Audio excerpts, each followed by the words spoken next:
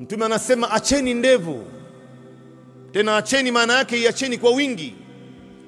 Wa qussu shawarib, na mupunguze masharubu. Nendeni kinyume na Mayahudi na Manasara, nendeni kinyume na Mayahudi na Wakristo, kwa sababu Mayahudi wananyoa ndevu, wanaacha masharubu. Sasa leo unamkuta mtu ni Muislamu anadai anampenda Mtume, alafu ananyoa ndevu, anaacha masharubu. Sasa wewe unamfuata nani wewe? Unadai wewe ni unampenda Mtume, unamfuata nani hapa? Kumpenda Mtume iko wapi? Kuna baadhi ya watu hapa wananyoa paka ngozi ya ile ndevu inabadilika.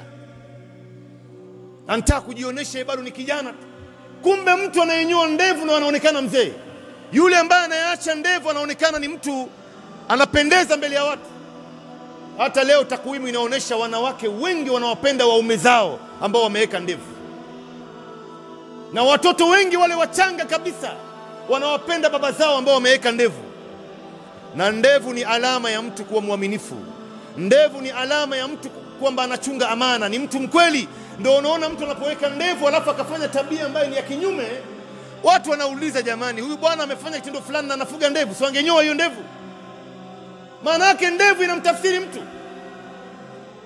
Sasa wewe uko wapi na Mtume? Angalia ndugu zangu, leo sisi Waislamu haujakatazwa wewe kuvaa suruali na shati. Vaa suruali na shati,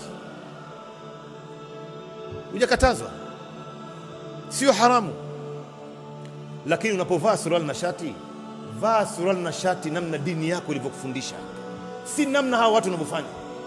Unapovaa suruali, vaa suruali ambayo ni bagi, shati ambayo ni bagi, t-shirt ambayo ni bagi.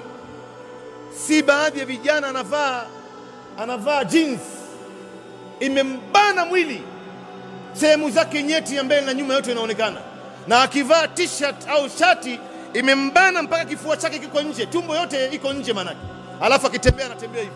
Sasa unataka kumuonesha nani jamani wewe? Yote haya unataka kumuonesha nani?